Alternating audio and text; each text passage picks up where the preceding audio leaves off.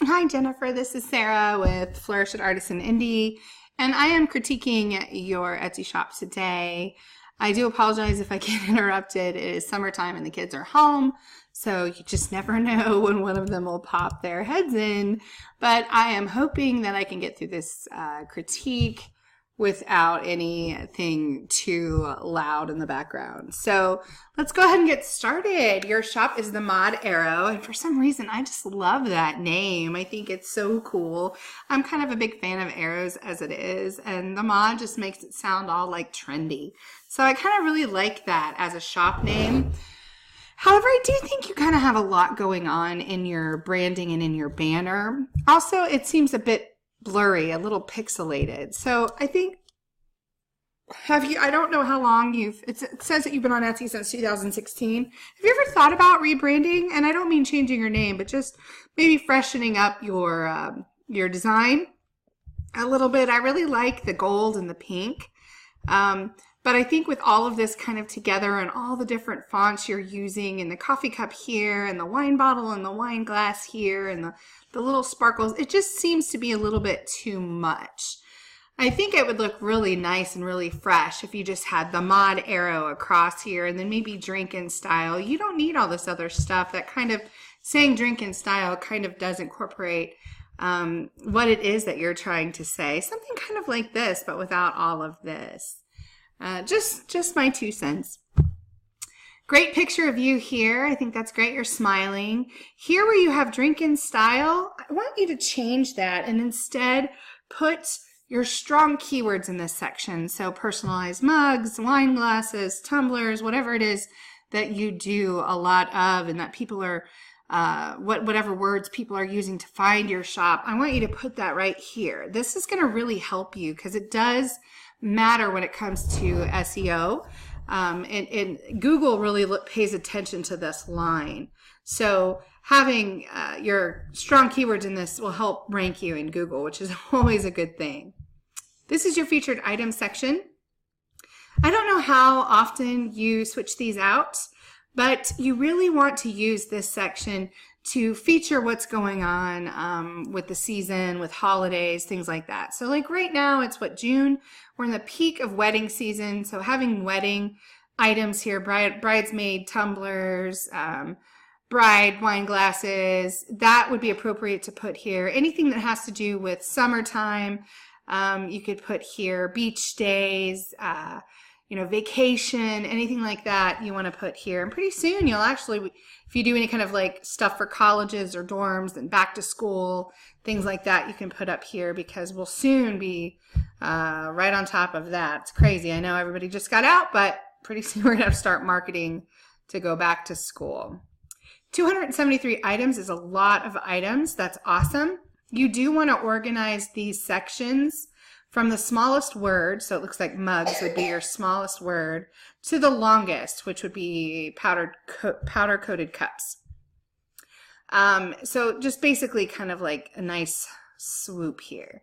It'll make it easier to read and easier for your customers or the user, in your shop, the Etsy user in your shop, to be able to read everything and to click on where they need to go quickly. And that matters when it comes to e-commerce. Also, I think you need to be a little bit more specific because, again, these section titles do matter when it comes to optimizing your shop. So what kind of water bottles? Glass water bottles, plastic water bottles, beer glasses. Are these mugs? Are they Pilsners? Are they personalized tumblers? Do you see what I mean? Use stronger keywords in these section titles if you're able to. So I would make those tweaks there. So your About section, oh my goodness, you're missing a large part of your About section. So part of your About section is a slideshow of photos, and you're allowed 5, and actually one of those 5 can be a video. It's so important that you have that filled out. 1, it'll give you a bump in ranking. 2, this is a way for you to add value to your shop. Like, how many sellers out there are selling what you sell? Like, tons, right? What makes yours different? Who are you, right? Because you are part of your brand. So you want to tell them about Jennifer. You want to say, why did you start the shop? What inspires you? What What problem do you want to solve? Why do you do what you do? Why do you love to do what you do? You want to show photos of you working in your workspace. So whether it's your studio, your craft room, or your dining room table, it doesn't matter. That's going to add value because you're not just another seller. You're just not another department store. Like, you're a mom that has kids and you're working out of your dining room. Like, that adds a value. Showing your materials, like maybe your different colored vinyls or your printer or whatever it is that you use, maybe your stockpile of glasses would be a good shot. Anytime you have a shot of you applying something, like your hands actually applying or making something, that also adds value. These links are great. If you have a website or if you start a website, you want to be sure to put it here. Okay, your pricing looks a little bit all over the place. You're using a 99-cent price point here, whole pricing here, whole pricing here, 99 cents for the most part up here. This $21.99 is really weird. So is the $13.99. So there's a certain kind of pricing that we teach in Flourish, right? Okay, so basically anything $9.99 and below can go in dollar increments. $9.99, $8.99, $7.99, so on and so forth. From $9.99 to 20 bucks, basically it goes $9.99, then $12.99, then $14.99, then it jumps to $16.99, and then it jumps to $19.99. Now these are certain price increments that more often customers click on and actually add to their cart and buy. For some reason, it's these particular price points are psychologically more attractive than others. And then when you go up from there, you want to go in fives. So $19.99, $24.99, $29.99, so on and so forth. So this either needs to drop down to $12.99 or it needs to be moved up to $14.99, which I would say is fine. A lot of handmade sellers tend to underprice themselves as it is. This should be $39.99. This should be either $19.99 or $24.99. Now let's go ahead and click this. You may have an option that ups the price. You do. So one-sided, I would say maybe $19.99, and with personalization, $24.99. That will make up the dollar that you lose. And then you have your glitter option. So $19.99 and $24.99. Absolutely makes sense to have a $5 charge for personalization. Also, you may want to think about upselling and add-ons. What's something that you could add on or bundle to your listing? Let's say you have a bride and groom tumbler set.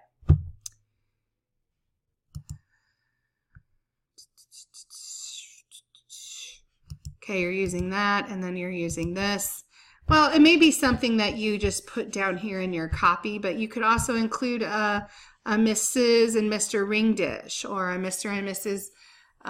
Coffee cup set, or something like that. So it's a way for you to have someone who's already saying, yes, I want to buy this, but then you're giving them an option that they could include something else. So like you could have this sitting on a counter with perhaps maybe a set of coasters that have a monogram on it or something. That's something that we're really starting to teach in Flourish, is to make sure that you're using add-ons and that you're cross-selling and upselling, because it can really significantly add revenue to your shop just by adding those things in and giving your customers an extra option. You could also do it with gift wrap or something like that, especially around the holidays. Your photos, for the most part, are really good. I am not a fan of this hairy white background that a lot of sellers like to use. I don't think it makes any sense at all with what you're selling. Now, is your customer going to notice? You know, they might. They might think it's like, what is that on? Is that on a dog? Is that on a rug? I mean, I don't think it's really going to turn them off too much, unless you have germaphobes that might think, oh my gosh, I don't want this if it's going to be on our carpet.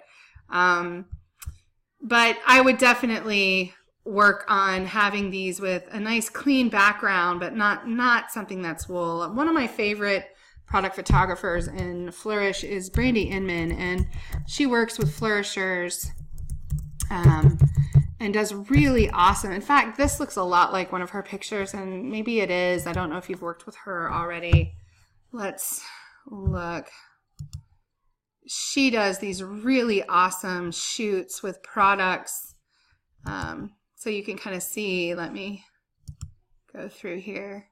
See, so it's kind of in line with what you do, but it makes more sense, right? It's not on that fuzzy kind of carpet or rug. Also, like here, she has it here. She has one here. This would be great with your products. Oh yeah, it is. So you must have already purchased from her. So you know how awesome she is. This is one of my favorites that she did. I just think that's so awesome with that. Like, what is that, pomegranate in the back? Looks like. So definitely connect with her and see if you can get more mock-ups and or photos done with your items, because I think it will really make it pop. You also have a lot of busyness in the background. You don't really need all of that. Maybe a little bit of color isn't so bad, but a lot of it is just kind of overwhelming, and you don't want it to distract from your actual items. As far as your SEO, let's just pick one. We'll just go with this bride and groom set. Bride and groom set, what does that mean? Like, bride and groom what? You don't want to say bride and groom set as your first keyword. Remember, when you're looking at optimizing your title for SEO to be found in search, you want your most relevant keyword or keyword phrase to be in the front.